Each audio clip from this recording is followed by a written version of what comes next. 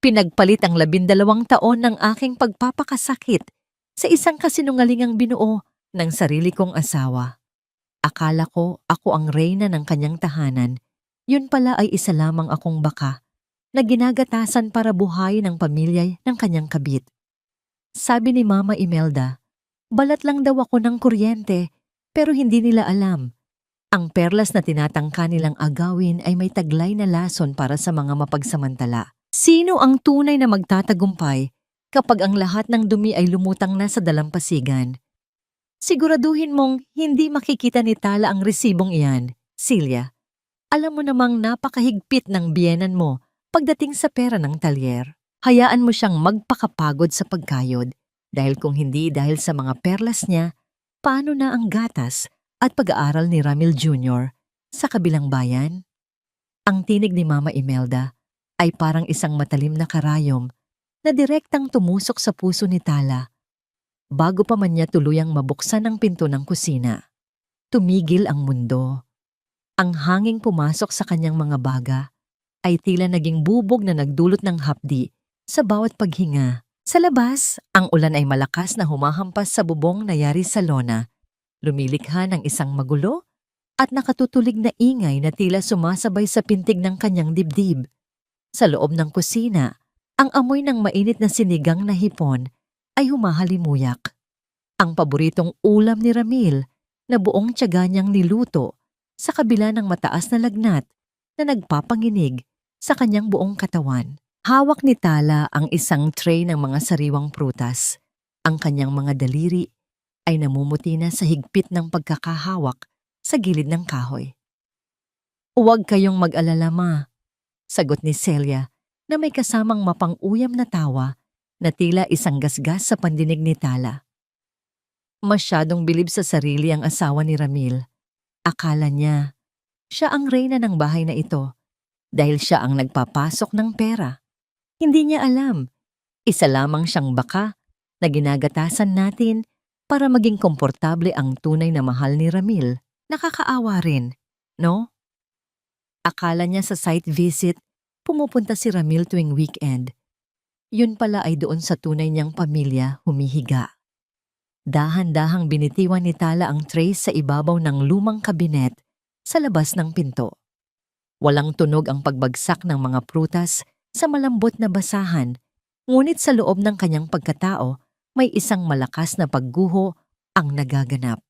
Ang kanyang mga tuhod ay nagsimulang manghina, tila nawalan ng buto upang itayo ang bigat ng kanyang pighati. Ang kanyang paningin ay nagsimulang lumabo. Ang bawat detalye ng kusinang yon, ang mga mamahaling kasangkapan na siya mismo ang bumili. Ang tiles na pinag-ipunan niya mula sa pagpupuyat sa paggawa ng mga kwintas na perlas ay tila nanunuya sa kanya. 12 taon. 12 taon siyang naniwala sa mga matatamis na salita ni Ramil. 12 taon niyang tiniis ang mga pangungutya ni Mama Imelda tungkol sa pagiging masyadong busy niya sa trabaho, sa pag-aakalang bahagi lamang yon ng pagiging isang tradisyonal na biyenan. Ramdam ni Tala ang bawat patak ng pawis na humahalo sa kanyang luha. Ang lagnat na kanina lang ay nagpapainit sa kanyang balat, ay tila naging yelo na nanuot sa kanyang mga kalamnan. Ang kutsarang gamit niya sa pagtikim ng sabaw kanina ay nahulog mula sa kanyang kamay. Dahan-dahang tumama sa sahig na semento nang walang anumang ingay dahil sa kapal ng basahang nakalatag doon. Ngunit ang bawat pagtalbog nito ay tila isang malakas na sampal sa kanyang dangal. Sa kanyang isipan naglaro ang imahe ni Ramil, ang kanyang asawa na kilala sa pagiging magalang at mapagmahal. Ang lalaking laging humahalik sa kanyang noo bago umalis para sa malayong proyekto. Ngayon, ang bawat halik na yon ay lasang-lason. Ang bawat I love you ay tila isang matalas na kutsilyo na humihiwa sa kanyang pagkatao. At si Mama Imelda, ang babaeng itinuring niyang sariling ina, ang babaeng laging may hawak na rosaryo at bumubulong ng mga dasal, ay siya palang arkitekto ng kanyang pagdurusa. Napahawak si Tala sa kanyang dibdib. Sinusubukang pigilan ang pagsabog ng hikbi na nagnanais kumawala sa kanyang lalamunan. Ang sakit ay hindi lamang basta hapdi. Ito ay isang malalim at madilim na hukay na tila lalamon sa kanya ng buo. Ang mga perlas na kanyang nililinang ng may pag-ibig at pasensya sa Cebu ay tila naging mga bato na ngayon ay nakadagan sa kanyang kaluluwa. Paano nagawa ng mga taong pinag-alayan niya ng buhay na gawin siyang isang hangal sa sarili niyang tahanan? Paano naging posible na ang bawat butil ng kanin na isinusubo nila ay galing sa pawis ng babaeng palihim nilang pinagtatawanan? Tumalikod si Tala. Dahan-dahan, tila isang anino na nagnanais maglaho sa dilim ng pasilyo. Ang bawat hakbang ay parang paglalakad sa ibabaw ng nagbabagang uling. Ang kanyang katawan ay nanginginig. Hindi na dahil sa lagnat, kundi dahil sa matinding puot na unti-unting pumapalit sa kanyang pagkadurog. Habang papalayo siya sa kusina, ang huling narinig niya ay ang kalansing ng mga plato at ang malakas na tawa ni Mama Imelda. Isang katanungan ang naiwan na umaalingaw-ngaw sa bawat sulok ng kanyang naguguluhang isipan. Hanggang kailan magagawang kislapang ng kasinungalingan ang isang buhay na binuo sa dumi at pagkakanulo? At sa gitna ng katahimikan ng kanyang silid, habang ang ulan ay patuloy sa pag-iyak sa labas, nanumpa si Tala sa kanyang sarili. Ang perlas na sinubukan nilang dungisan ay hindi kailanman mawawalan ng ningning. Ngunit sa pagkakataong ito, ang ningning na yon ay magiging apoy na susunog sa lahat ng kanilang dumi. Ang sikat ng araw na pumasok sa bintana ng kanilang silid ay tila mga nanunuring mata na pilit na nagigising kay Tala mula sa isang bangungot na wala namang katapusan. Ngunit ang hapdi sa kanyang lalamunan at ang bigat sa kanyang dibdib ay nagpapaalala sa kanya na ang lahat ng narinig kagabi ay hindi lamang bunga ng kanyang lagnat. Ito ang malupit na katotohanan. Hon, are you okay? Bakit ang putla mo yata? Ang tinig ni Ramil ay puno ng mapagpanggap na pag-aalala habang inaayos nito ang kanyang kurbata sa harap ng salamin. Tumingin si Tala sa refleksyon ng kanyang asawa. Ang lalaking ito, na 12 taon niyang kapiling sa hirap at ginhawa, ay mukhang napakalinis at kagalang-galang. Isang arkitekto na tinitingala ng marami. I'm just a bit tired, Ramil. Masama pa rin ang pakiramdam ko. Mahinang sagot ni Tala. Pinipilit na huwag manginig ang boses. Sabi ko naman kasi sa'yo, huwag mo nang masyadong pagurin ang sarili mo sa talyer. You should rest. Aalis na ako. May site visit kami sa Karkar. Baka bukas na ako ng gabi makabalik. Sabi ni Ramil sabay lapit sa kanya at humalik sa kanyang noo. Dati, ang halik na yon ay nagsisilbing gamot sa lahat ng kanyang pagod. Ngayon, pakiramdam ni Tala ay hinahalikan siya ng isang ahas na may dalang lason. Pinanood niya ang pag-alis ng asawa, ang pag-atungal ng makina ng kanilang SUV na unti-unting lumayo, hanggang sa muling bumalik ang nakabibinging katahimikan sa loob ng mansyon. Hindi nag-aksaya ng panahon si Tala. Sa kabila ng panghihina, nagbihis siya ng isang simpleng blusa at pantalon, nagsuot ng malaking sombrero at salamin upang hindi makilala. Kinuha niya ang susi ng kanyang lumang pickup, ang sasakyang ginagamit niya sa paghahatid ng mga perlas, at sinundan ang bakas ng kanyang asawa. Ang biyahe patungo sa kabilang bayan ay tila isang paglalakbay patungo sa kailaliman ng impyerno. Ang bawat kurbada ng daan ay nagpapabilis sa tibok ng kanyang puso. Nang makarating siya sa isang liblib, ngunit maayos na subdivision sa Karkar, nakita niyang nakaparada ang SUV ni Ramil sa harap ng isang bahay na may pinturang asul at puti. Hindi ito kasing laki ng kanilang mansyon sa Cebu City, ngunit puno ito ng buhay. May mga makukulay na banderitas at isang tarpaulin na nakasabit sa gate. Happy 5th birthday, Ramil Jr. Parang may humampas na malaking alon sa mukha ni Tala. Ramil Jr., 5 taon. Ibig sabihin, 5 taon na siyang nabubuhay sa gitna ng isang malaking kasinungalingan. Dahan-dahang lumabas si Tala sa kanyang sasakyan at nagtago sa likod ng isang malaking puno ng mangga sa tapat ng bahay. Doon, nakita niya ang lahat. Lumabas si Ramil mula sa pinto. Karga-karga ang isang batang lalaki na carbon copy ng kanyang hitsura noong bata pa ito. Kasunod nila ang isang babae, si Diwa. Maganda ito, mas bata, at may aura ng pagiging inosente na alam ni Tala na isang maskara lamang. Ngunit ang mas nagpadurog sa kanya ay ang makita ang kanyang biyenan na si Mama Imelda at ang hipag na si Celia na lumabas din mula sa bahay, may dalang mga regalo at tumatawa ng malakas. Nilapitan ni Imelda si Diwa at niyakap ito ng mahigpit. Isang yakap na kailanman ay hindi nito ibinigay kay Tala. Ay naku Diwa, buti na lang at nagmana sa ama itong si Junior. Napakagwapo. Narinig niyang sabi ni Imelda. Napahawak si Tala sa puno. Ang kanyang mga kuko ay tila ibinabaon niya sa magaspang na balat nito. Ang kanyang wedding ring ay tila naging isang mainit na bakal na pumapaso sa kanyang daliri. Gusto niyang sumugod. Gusto niyang isigaw ang lahat ng kanyang galit. Ngunit tila may nakabara sa kanyang lalamunan. Biglang nanariwa sa kanyang alaala ang isang gabi. 3 taon na ang nakalilipas. Umuwing malungkot si Ramil at sinabing nanakaw daw ang hiyas ng karagatan. Isang napakabihirang kwintas na gawa sa ginintuang perlas na nilikha ni Tala para sa kanilang ika-10 anibersaryo. Sinabi ni Ramil na nawala ito sa kanyang sasakyan nang mabuksan ng mga magnanakaw. Umiyak pa si Tala noon dahil iyon ang kanyang pinakaimportanteng obra. Ngunit ngayon, nakita niya ang kwintas na iyon. Kumikinang ito sa leeg ni Diwa habang ito ay nakasandal sa balikat ni Ramil.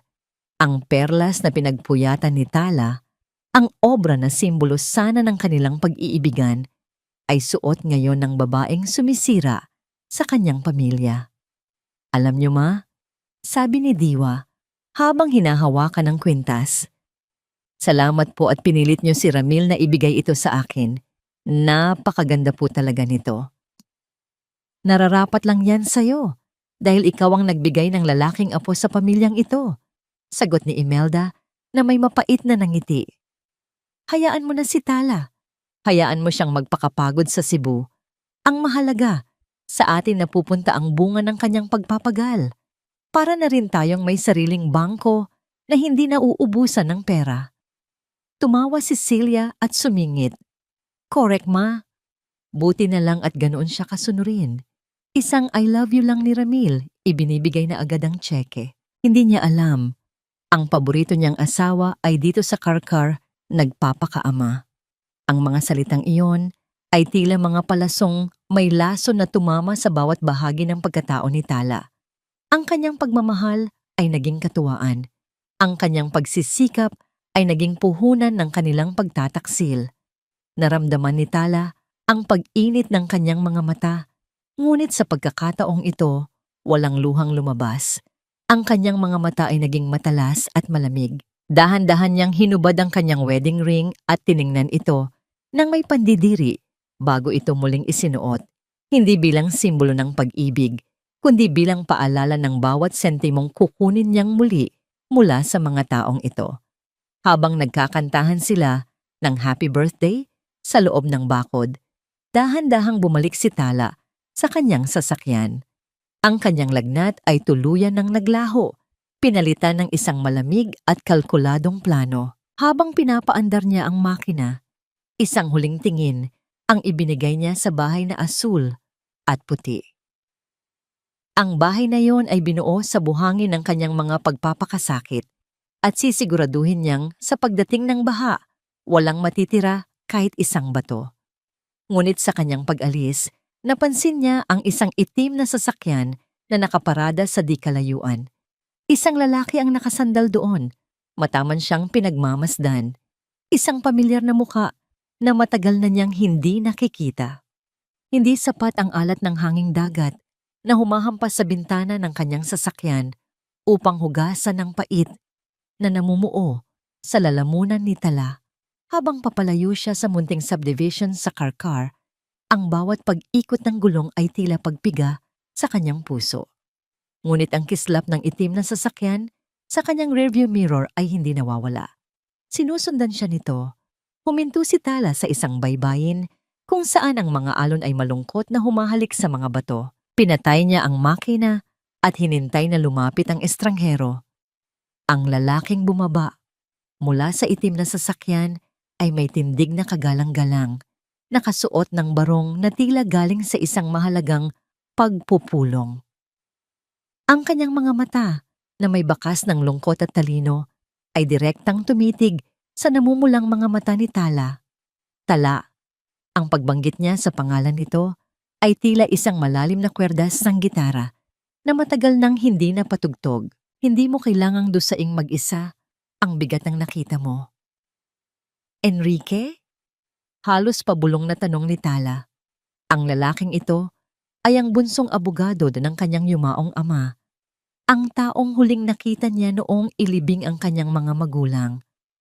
Anong ginagawa mo rito? Bakit mo ako sinusundan? Lumapit si Enrique, ngunit nanatili sa isang distansyang nagpapakita ng respeto. Hindi kita sinusundan dahil sa gusto ko lang. Sinusundan ko ang daloy ng pera ng iyong ama na tila unti-unting nilalamon ng isang butas na hindi mo nakikita. Tala, matagal na kitang gustong balaan tungkol sa mga utang na pinipirmahan ni Ramil gamit ang pangalan ng iyong talyer ng perlas. Ang malamig na hangin ay tila naging yelo sa pandinig ni Tala. Hindi lamang pala emosyonal na pagtataksilang ginagawa ni Ramil. Hinuhukay rin ito ang libingan ng kanyang kabuhayan. May mga dokumentong kailangan mong makita. Patuloy ni Enrique. Ang kanyang boses ay kalmado, ngunit puno ng awtoridad. Ang bahay na yon sa Karkar, hindi iyon binili ng cash. Naka-mortgage iyon sa isang bangko at ang ginamit na collateral ay ang lupang kinatatayuan ng iyong talyer sa Cebu.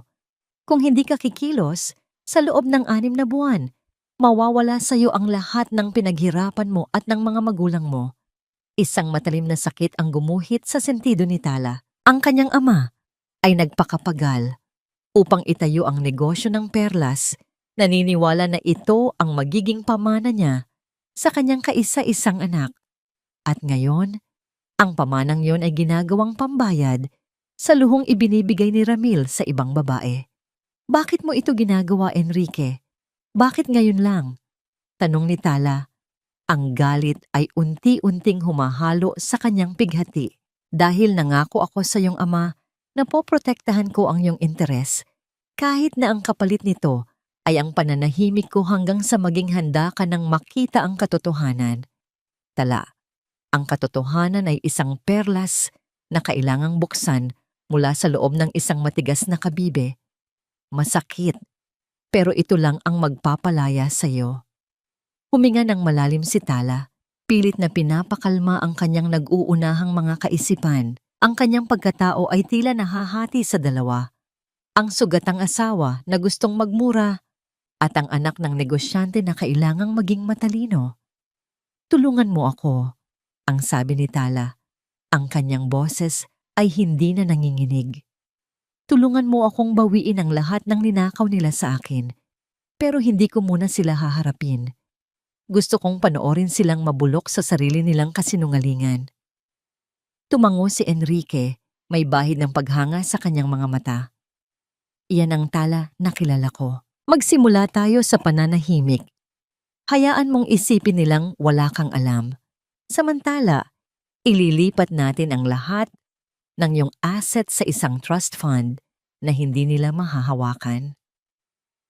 Nang gabing iyon, umuwi si Tala sa kanilang mansyon na tila walang nangyari. Nakita niya si Mama Imelda na nasa sala, taimtim na nagdarasal ng rosaryo habang ang TV ay nakabukas. Ang mapagpanggap na kabanalan ng matanda ay nagpataas ng balahibo ni Tala. O Tala, gabi na ah? Saan ka nanggaling? At bakit parang wala ka sa sarili? Tanong ni Imelda. Hindi man lang tinitingnan ang manugang mula sa kanyang mga butil ng rosaryo. Galing lang po ako sa talyer, ma. Maraming orders na kailangang tapusin. Sagot ni Tala. Ang bawat salita ay kalkulado. Lumapit si Tala sa kusina at nakita ang tira-tirang sinigang na niluto niya kagabi. Kinuha niya ang mangkok at dahan-dahang itinapon ang laman nito sa lababo. Pinanood niya ang paggagos ng sabaw patungo sa imburnal. Tila ang pag-ibig niyang itinapon na rin niya sa basurahan. Biglang bumukas ang pinto at pumasok si Ramil. Masigla at tila galing sa isang matagumpay na laban. "Hon, I'm back! Namiss kita agad," sabi nito, sabay yakap sa kanya mula sa likuran. Ramdam ni Tala ang pandidiri sa bawat sentimetro ng kanyang balat na nadidikit sa asawa. Ang amoy ng pabango nito ay may halong amoy ng ibang bahay, ibang buhay. Ngunit nanatili siyang matigas. Hindi siya kumibo. Hindi siya gumanti ng yakap. "May problema ba, Tala?" tanong ni Ramil. Nagsisimula ng makaramdam ng kakaiba sa pananahimik ng asawa. Humarap si Tala. Isang pilit na ngiti ang iginuhit niya sa kanyang mga labi. Isang ngiti na hindi umabot sa kanyang malamig na mga mata. "Wala naman, Ramil. Pagod lang ako." "Nga pala, may nakita akong lumang dokumento sa office ni Papa tungkol sa mga lupain natin. Gusto ko sanang i-update ang mga records natin sa bangko sa susunod na linggo." Saglit na napatigil si Ramil. Ang takot na kumislap sa kanyang mga mata ay hindi nakaligtas sa mapanuring paningin ni Tala. Ngunit mabilis itong napalitan ng isang pekeng tawa. "Yun ba? Huwag mo na alalahanin yun, Hon. Ako na ang bahala sa mga paperworks. Mag-focus ka na lang sa design ng mga bagong jewelry collections mo." "Hindi, Ramil." Malambing ngunit may diin ang sagot ni Tala habang hinahawakan ang pisngi ng asawa. "Gusto kong ako na ang gumawa nito. Pagkatapos ng lahat, para naman ito sa kinabukasan ng ating mga anak. 'Di ba? Ayaw nating may ibang taong makikinabang sa pinaghirapan natin." Ang titig ni Tala ay tila isang x-ray na bumubutas sa bawat kasinungalingan ni Ramil. Sa sandaling iyon, alam ni Tala na ang digmaan ay nagsimula na. Habang papaakyat siya sa hagdan, narinig niya ang mahinang bulungan ni Ramil at Imelda sa ibaba. Hindi niya na kailangang marinig ang bawat salita upang malaman na sila ay natataranta na. Ngunit ang tunay na kaba ay nasa puso ni Tala nang maalala niya ang sinabi ni Enrique bago sila maghiwalay. "Tala, may isa pang bagay. Si Diwa, hindi lang siya basta kabit. Siya ang babaeng muntik ng ikasal kay Ramil bago kayo magkilala. At may hawak siyang isang kasunduan na maaring sumira sa iyong legal na katayuan bilang asawa." Isang pirasong papel lang ang hawak mo, Tala. Pero ang dugong dumadaloy sa mga ugat ni Ramil Jr. ang tunay na nagbibigkis sa pamilyang ito. Kahit anong gawin mong paglilinis sa pangalan mo, ikaw pa rin ang babaeng pumasok sa gitna ng 2 taong nakatakda para sa isa't isa. Ang mga salitang yon ni Mama Imelda na narinig ni Tala mula sa bahagyang nakabukas na pinto ng silid ng matanda ay tila mga bubog na pilit na isinasaksak sa kanyang lalamunan. Nakatayo si Tala sa madilim na pasilyo, tanga ng isang bagong tahi na pantulog na ibibigay sana niya sa kanyang biyenan bilang tanda ng pag-aalaga. Ngunit ang bawat tahi ng tela ay tila naging mga tinik na bumaon sa kanyang palad. Ang miya-miya ng matanda ay hindi para sa kanya, kundi para sa larawan ni Diwa na hinahaplos nito sa kanyang kandungan. Ang irony ng sitwasyon ay hindi nakaligtas kay Tala habang siya ay nagpupuyat sa talyer upang bayaran ang mga gamot at luho ni Imelda. Ang matanda naman ay abala sa pagbuo ng plano kung paano siya tuluyang mapapaalis sa sarili niyang buhay. Dahan-dahang umatras si Tala, ang kanyang mga hakbang ay kasing tahimik ng isang pusang naghahanap ng mapagtataguan. Pumasok siya sa kanyang silid at isinara ang pinto ng walang anumang tunog. Doon, sa gitna ng karangyaan ng kanilang kwarto, naramdaman niya ang matinding panlalamig. Ang bawat mamahaling gamit ay tila mga saksi sa kanyang pagiging hangal. Kinuha ni Tala ang kanyang laptop at tinawagan si Enrique sa pamamagitan ng isang pribadong mensahe. Enrique, kailangan kong malaman ang tungkol sa dokumentong binanggit mo. Anong kasunduan ang meron sila bago ako dumating? Hindi nagtagal at sumagot ang abogado. Tala, may natuklasan akong record sa isang maliit na munisipyo sa Samar. Mayroong kasunduan sa kasal o isang marriage contract na nakarehistro sa pagitan ni Ramil at Diwa. 13 taon na ang nakalilipas. Ngunit may problema. Ang pirma ni Ramil doon ay tila hindi tugma sa kanyang pirma ngayon. Maaring ito ay isang huwad na dokumento o maaari ring sadyang binago ni Ramil ang kanyang pirma noon upang magkaroon siya ng takasan. Napaupo si Tala sa gilid ng kama. Ang kanyang hininga ay naging mababaw at mabilis. Ibig mong sabihin, maaaring bigami ang kaso ko na ang 12 taon ko bilang asawa ay walang saysay sa mata ng batas? Iyan ang kinatatakutan ko, Tala. Kung mapatunayan nilang legal ang kasal nila ni Diwa, ang lahat ng ari-arian mo, pati ang talyer, ay maaaring mapunta sa kanila bilang bahagi ng kanilang conjugal property. Ginagamit ka lang nila upang payamanin ang isang pamilyang hindi mo alam na umiiral. Ang galit na kanina ay parang baga lamang ay biglang naging isang malaking sunog sa loob ni Tala.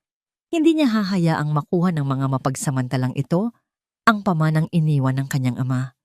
Kung laro ang gusto nila, bibigyan niya sila ng isang palabas na hindi nila makakalimutan. Kinaumagahan lumabas si Tala na may suot na matamis na ngiti. Ang kanyang mga mata ay walang bakas ng puyat o pighati. Nakita niya si Celia, ang kanyang hipag, na abalang tinitingnan ang mga bagong jewelry designs ni Tala sa ibabaw ng hapagkainan. Ate Celia, mukhang nagustuhan mo ang mga bagong designs ko Masiglang bati ni Tala habang nagtitimpla ng kape. Naku Tala, napakaganda nito. Bagay na bagay ito sa akin kapag pumunta ako sa charity ball sa susunod na buwan. Pwede ko bang hiramin muna? Ang kapal ng mukha ni Celia ay tila wala ng hangganan. Lumapit si Tala at hinawakan ang kamay ni Celia. Siyempre naman ate. Sa katunayan naisip ko, bakit hindi ka muna tumira dito sa mansyon ng ilang linggo? At isama mo na rin si Mama Imelda para hindi siya malungkot. Gusto ko ring makilala ang mga kaibigan niyo. Baka may mga kailangan din silang alahas. Nagliwanag ang mukha ni Celia. Talaga Tala? Papayag ka? Alam mo naman si Mama, medyo nainip na sa kabilang bahay. Oo naman ate, pamilya tayo, di ba? Ang sa akin ay sa inyo rin. Ang bawat salita ni Tala ay lasang apdo sa kanyang sariling dila. Ngunit kailangan niyang gawin ito.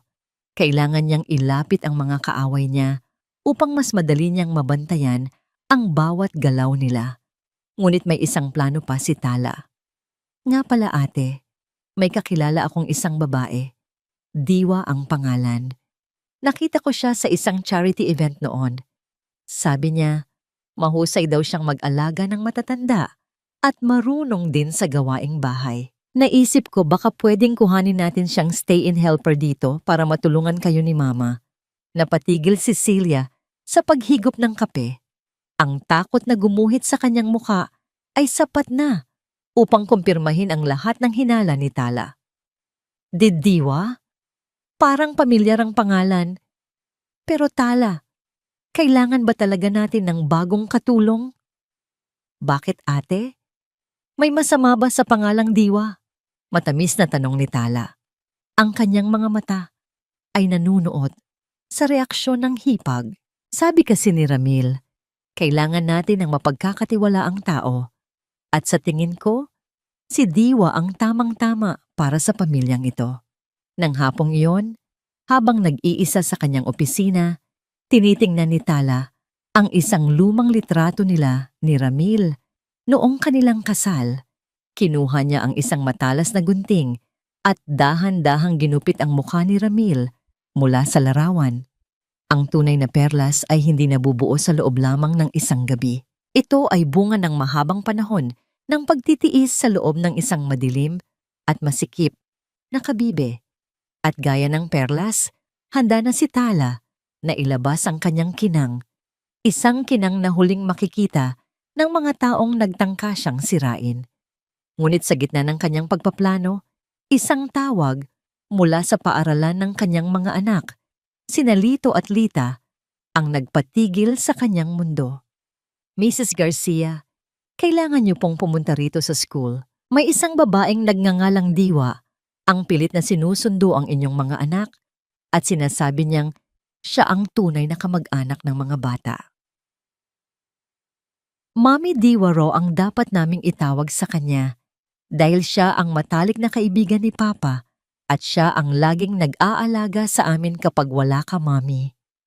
Ang mga salitang yon mula sa maliit na bibig ni Lito ay tila isang malakas na dagundong ng kulog na nagpabagsak sa langit ni Tala. Nakatayo siya sa harap ng gate ng paaralan. Hawak ang 2 balot ng paboritong kakanin ng mga bata na mainit pa sana niyang ibibigay bilang gantimpala sa kanilang matataas na grado. Ngunit ang init ng kakanin sa kanyang palad ay tila naging baga na pumapaso sa kanyang balat hanggang sa dahan-dahan itong nahulog sa maputik na semento nang hindi niya namamalayan. Ang kanyang mga tuhod ay nanginginig at ang bawat hibla ng kanyang pagkatao ay tila nagnanais na sumigaw. Ngunit ang tanging lumabas sa kanyang lalamunan ay isang tuyot na paghinga. Tiningnan niya si Lito at Lita, ang kanyang mga anghel, ang kanyang buhay, at sa likod nila, nakita niya ang isang babaeng nakatayo nang may kasamaang nakatago sa likod ng isang maamong mukha. Si Diwa. Nakasuot ito ng isang simpleng bestida, mukhang inosente at mapagkumbaba, habang hawak ang mga bag ng kanyang mga anak. Ang irony ay tila isang mapait na lason, habang si Tala ay nagpapakapagod sa talyer upang bigyan ng marangyang buhay ang kanyang mga anak. Ang babaeng ito naman ay dahan-dahang ninanakaw ang kanilang mga puso gamit ang mga kasinungalingang binalot sa tamis. Tala, pasensya ka na. Nakita ko kasing medyo matagal ang sundo nila, kaya minarapat ko nang samahan muna ang mga bata. Ang boses ni Diwa ay malambing, tila isang awit na puno ng panlilinlang. Sabi ko sa kanila, huwag silang matatakot sa akin dahil pamilya rin ako. Lumapit si Tala. Ang bawat hakbang ay tila pagtapak sa mga matatalas na tinik. Hindi niya tiningnan si Diwa. Sa halip, hinawakan niya ang mga kamay ni Lito at Lita nang mahigpit, hindi upang saktan, kundi upang masiguro na nandoon pa rin ang kanyang mga anak sa kanyang piling. Ang kanyang puso ay nag-aalimpuyo sa galit, ngunit ang kanyang mukha ay nanatiling parang isang estatwa ng perlas, malamig, matigas, at hindi matitinag. Salamat sa pagmamalasakit mo, Diwa. Ang tugon ni Tala, ang bawat salita, ay may talim na tila kayang humiwa ng bakal. Ngunit ang pamilya ko ay may sariling daloy, at ang mga ligaw na tubig ay hindi kailanman dapat humalo sa amin. Humarap si Tala kay Diwa, at sa loob ng ilang segundo, ang kanilang mga mata ay nagtagpo sa isang tahimik ngunit madugong labanan. Nakita ni Tala ang tagumpay sa mga mata ni Diwa, ang pag-aakalang nakuha na nito ang loob ng mga bata. Ngunit hindi alam ng huli na ang isang sugatang ina ay mas mapanganib kaysa sa anumang unos. Nga pala, Diwa, patuloy ni Tala na may isang nakakatakot na ngiti. Naalala mo ba ang alok ko sa'yo? Ang maging stay-in helper sa aming mansyon? Dahil sa ipinakita mong pagmamahal sa mga anak ko ngayong araw, tingin ko ay nararapat lang na tanggapin mo na ang trabaho. Gusto kitang makasama sa ilalim ng iisang bubong para mas mabantayan ko kung paano mo inaalagaan ang pamilya ko. Nakita ni Tala ang panandaliang pagkagulat sa mga mata ni Diwa. Hindi nito inaasahan na ang biktima ay siya pang magbubukas ng pinto ng sariling kuta. Ang takot at pag-aalinlangan ay gumuhit sa mukha ng kabit. Ngunit ang kislap ng kasakiman ay mas naging matimbang. Kung yan ang gusto mo, Tala, malugod kong tatanggapin, sagot ni Diwa. Ang kanyang boses ay nanginginig sa pagitan ng kaba at katuwaan. Nang makauwi sila sa mansyon, sinalubong sila ni Ramil na tila nakakita ng multo nang makitang kasama nila si Diwa. Ang kanyang mukha ay naging kasing putla ng pader at ang kanyang mga mata ay pabalik-balik kay Tala at sa kanyang lihim na pamilya. Hohon, anong ibig sabihin nito? Bakit nandito si Diwa? Nauutal na tanong ni Ramil habang ang kanyang mga kamay ay hindi mapakali sa bulsa. Mula ngayon, Ramil, si Diwa na ang magsisilbing katuwang ni Mama Imelda at Ate Celia sa bahay. Kalmadong sagot ni Tala habang dahan-dahang hinuhubad ang kanyang alahas sa harap ng salamin sa sala. Hindi ba't sabi mo ay kailangan natin ng taong mapagkakatiwalaan? At sino pa ba ang mas mapagkakatiwalaan kaysa sa babaeng pamilya na ang turing sa inyo? Ang katahimikan sa loob ng sala ay tila isang lubid na unti-unting sumasakal sa leeg ni Ramil. Nakita ni Tala ang palitan ng tingin ni na Mama Imelda at Diwa, isang tingin ng tagumpay para sa kanila. Ngunit para kay Tala, ito ang simula ng kanilang pagkakakulong. Ngunit ang gabi ay hindi natapos sa katahimikan. Habang nag-iisa si Tala sa balkonahe, tinitingnan ang malawak na dagat. Naramdaman niya ang presensya ni Enrique sa kanyang tabi. Hindi niya kailangang lumingon upang malaman na may masamang balita itong dala. Tala, kailangan mong mag-ingat. Mahinang bulong ni Enrique. Ang kanyang tinig ay puno ng babala. Hindi lang basta pag-aalaga sa bata ang ginawa ni Diwa sa paaralan. May nakuha akong impormasyon na nag-apply na siya para sa legal na pagpapalit ng apelyido ni Ramil Jr. At ang ebidensyang ginamit niya ay ang pekeng marriage contract na hawak niya. Ramdam ni Tala ang panlalamig ng kanyang buong katawan. Ang lason ay hindi na lamang nasa loob ng bahay. Ito ay unti-unti nang kumakalat sa bawat sulok ng kanyang legal na pagkatao. Ngunit ang mas nagpahinto sa kanyang hininga ay ang huling sinabi ng abogado. At may isa pa, ang mga bata, sina Lito at Lita. May nakakita kay Diwa na kinukuhanan ng sample ng buhok ang mga anak mo habang wala ka. Tala, sinusubukan niyang patunayan na hindi si Ramil ang tunay na ama ng mga anak mo upang tuluyan kang mawalan ng karapatan sa lahat ng ari-arian. Ang puso ni Tala ay tila biniyak ng isang matalim na palakol. Ang kanyang pagkatao ay binuo sa pag-ibig para sa kanyang mga anak. At ang pagtangka ang dungisan ang kanilang pagkatao ay ang pinakamabigat na kasalanang maaaring gawin ng sinuman. Sa gitna ng dilim, habang ang tunog ng mga alon ay tila isang malungkot na panaghoy, isang katanungan ang pilit na gumigising sa diwa ni Tala. Hanggang saan ang kayang gawin ng isang ina kapag ang mismong dugo ng kanyang mga anak ang sinisimulang lasunin ng mga kaaway na pinatuloy niya sa kanyang sariling tahanan? Hindi sila tunay na Garcia, Diwa. Tingnan mo ang mga mata ni Lito, malayo ang itsura sa aking anak na si Ramil. Alam nating lahat na ginamit lang ni Tala ang kanyang yaman para maitali si Ramil sa isang kasal na wala namang pag-ibig.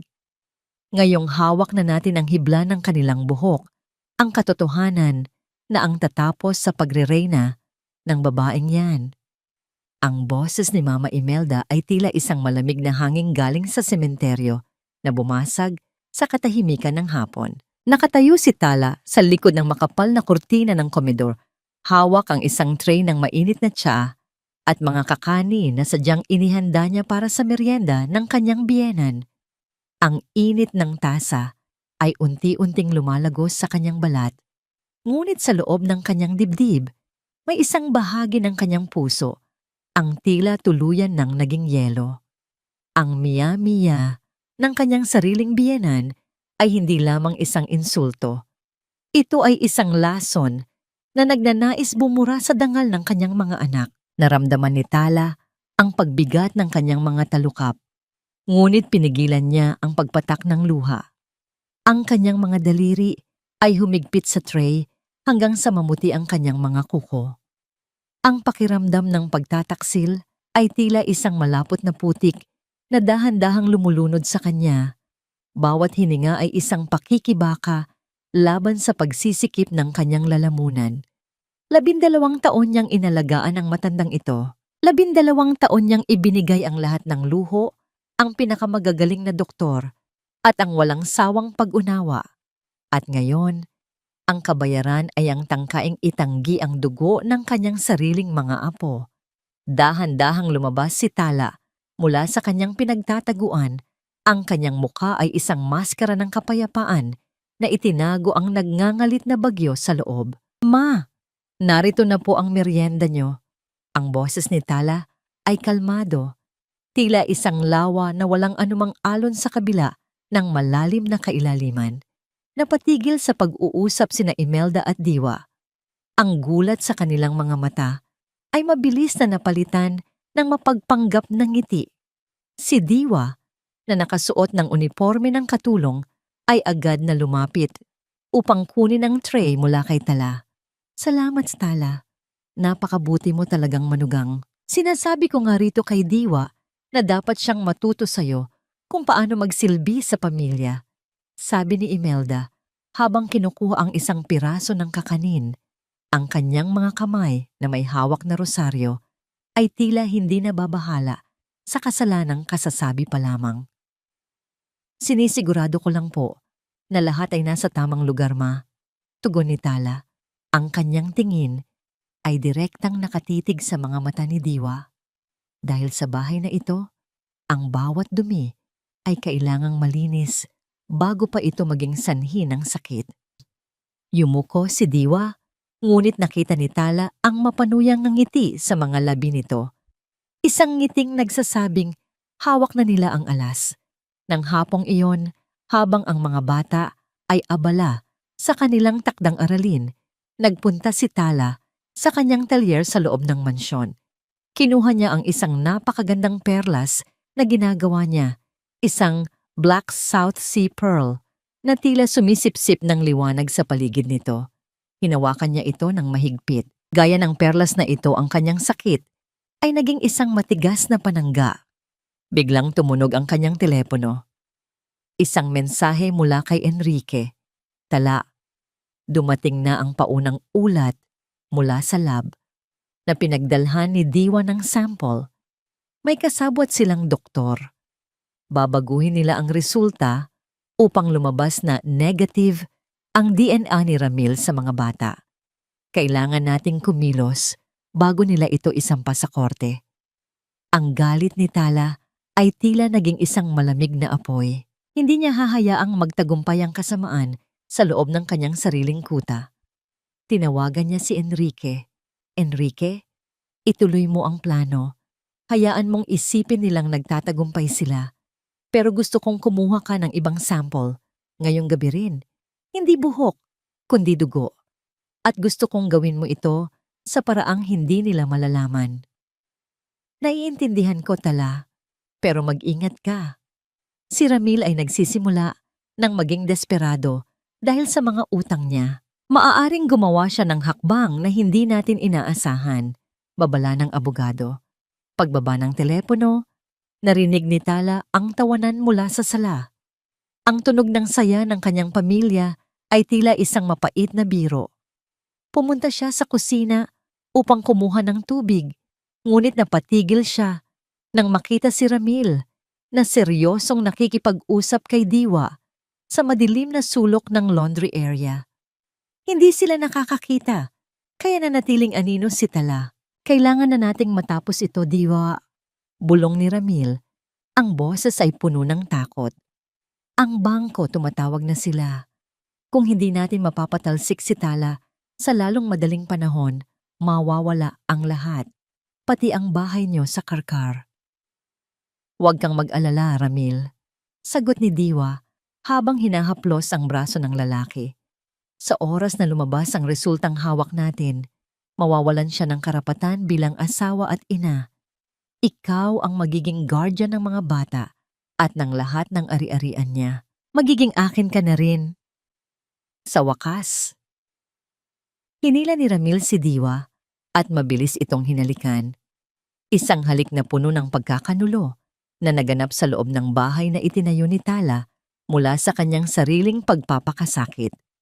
Tinalikuran sila ni Tala. Ang kanyang mga hakbang ay tila pagtapak sa hangin.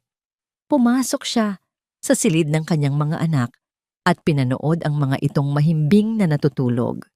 Hinaplos niya ang buhok ni Lito at doon, sa gitna ng kadiliman, isang mainit na luha ang tuluyang pumatak.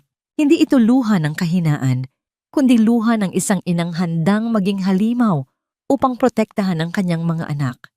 Lalabas siya ng kwarto nang mapansin niya ang isang maliit na sobrang nakasiksik sa ilalim ng una ni Lita. Nang buksan niya ito, ang kanyang hininga ay tila tumigil. Isang sulat mula sa bata. "Mami, nakita ko po si Daddy na may kasamang ibang babae sa kwarto ni Lola. Sabi nila, aalis na raw po tayo dito. Mami, ayaw ko pong iwan ka." Ang kanyang mga anak, alam na nila. Ang lason ay umabot na sa kanilang maliliit na puso. Lumingon si Tala sa salamin at nakita ang isang babaeng hindi na niya kilala. Ang dating maawain at mapagmahal na asawa ay wala na. Ang natira ay isang mandirigmang may pusong perlas, matigas, malamig, at handang dumurog sa sinumang humawak dito ng may maruming kamay. Hanggang kailan kayang tiisin ng isang ina ang makitang ang sarili niyang mga anak ay nagiging biktima ng isang laro na wala silang kinalaman? At ano ang gagawin ni Tala kapag nalaman niyang ang susunod na hakbang ni Ramil ay hindi lamang pagnanakaw ng yaman, kundi ang tuluyang pagpapadala sa kanya sa isang lugar na hindi na siya makakabalik? Wala ka ng silbi sa talyer, Tala. Ang mabuti pa, ilipat mo na ang pamamahala sa akin para hindi ka na napapagod at nagkakasakit. Isang pirma mo lang at magiging payapa na ang buhay mo rito sa mansyon. Ang boses ni Ramil ay tila isang malamig na hampas ng bakal sa gitna ng katahimikan ng kanilang silid. Nakatayo si Tala sa tapat ng larawan ng kanyang yumaong ama. Hawak ang isang telang sutla na ginagamit niya sa paglilinis ng frame. Ang bawat salitang binitawan ng kanyang asawa ay tila isang marahas na pagbura sa 12 taon ng kanyang paghihirap. Ang miya-miya ng sitwasyon ay hindi maitatago. Habang nililinis niya ang alaala ng taong nagpundar ng lahat ng meron sila, ang taong pinagkatiwalaan niya ay abala naman sa pagbuo ng paraan upang nakawin ito. Naramdaman ni Tala ang biglang pagbigat ng kanyang mga kamay. Ang telang hawak niya ay tila naging kasing bigat ng isang sako ng semento. Ang kanyang lalamunan ay nanuyo, at ang bawat tibok ng kanyang puso ay tila isang babala ng isang darating na pagsabog. Ngunit hindi siya lumingon. Pinanatili niya ang kanyang paningin sa mga mata ng kanyang ama sa larawan, humihingi ng lakas na hindi niya alam kung nasaan pa. Expansion ba ang tawag mo sa paglilipat ng lahat ng ari-arian sa pangalan mo, Ramil? Mahinang tanong ni Tala. Ang boses ay kasing lamig ng simoy ng dagat sa madaling araw. Narinig niya ang buntong hininga ni Ramil. Isang tunog ng pagkainip na tila siya ang biktima sa usapang ito. Para sa ating lahat ito, Honorable. Para sa kinabukasan ni Lito at Lita. Alam mo namang mas kabisado ko ang takbo ng negosyo ngayon. Huwag mo nang pahirapan ang sarili mo. Dahan-dahang humarap si Tala. Wala ni bahid ng emosyon ng kanyang mukha. Isang perpektong maskara ng mahabang pagtitiis. Ang negosyong ito ay itinayo sa dugo at pawis ng aking ama. Ramil, malamig niyang sagot. Ang bawat perlas na lumalabas sa talyer ay may kwento ng sakripisyo ko. At ngayon, gusto mong pirmahan ko ang papeles na magtataboy sa akin sa sarili kong tahanan? Hindi iyan ganon, Tala. Putol ni Ramil. Pilit pinipigil ang inis. Huwag mo akong gawing bulag. Mariing tugon niya. Hindi ako papayag na basta na lang ako itulak palabas para ikaw ang umupo sa trono. Tumigil ka nga sa pagiging madrama, Tala. Sigaw ni Ramil. Ngunit sa unang pagkakataon, siya ang mukhang natataranta. Ang boses ni Ramil ay tumaas ng bahagya, nawawala na ang maskara ng pagiging maunawain. Pirmahan mo ang dokumentong ito bago pa maging huli ang lahat. Iniwan siya ni Ramil na may dalang banta sa bawat hakbang nito palabas ng silid. Naiwan si Tala na nanginginig. Ang kanyang buong pagkatao ay tila isang basag na salamin na pilit niyang pinagdudugtong. Pumasok siya sa banyo at binuksan ang gripo, hinayaang malunod ng tunog ng tubig ang kanyang mga hikbi na hindi na niya mapigilan. Ang bawat patak ng tubig ay tila sumasabay sa kanyang mga luha. Isang tahimik na panaghoy ng isang pusong sobra ng nasaktan. Nang gabing iyon, naganap ang isang hapunan na tila isang dula-dulaan sa loob ng mansyon. Nakaupo si Mama Imelda sa kabisera, katabi si Ate Celia na abalang tinitingnan ang isang mamahaling relo na alam ni Tala na galing sa pera ng talyer. Si Diwa naman ay nakatayo sa gilid, nagsisilbi ng pagkain ng may mapagkumbabang anyo. Ngunit ang kanyang mga mata ay palaging nakamasid sa bawat galaw ni Tala. Napakasarap ng luto mo ngayong gabi, Diwa. Papuri ni Imelda na may kasamang malawak na ngiti. Buti na lang at nandito ka na para alagaan kami. Ang hirap kasi kapag ang may bahay ay palaging wala at inuuna ang trabaho. Tumungo si Diwa, tila nahihiya. Salamat po, Mami Imelda. Masaya po akong makatulong sa pamilya niyo. Tiningnan ni Tala ang kanyang mga anak, sina Lito at Lita, na tahimik na kumakain. Nakita niya ang takot sa kanilang mga mata, ang pag-aalinlangan kung sino ang dapat nilang pagkatiwalaan sa loob ng sarili nilang tahanan.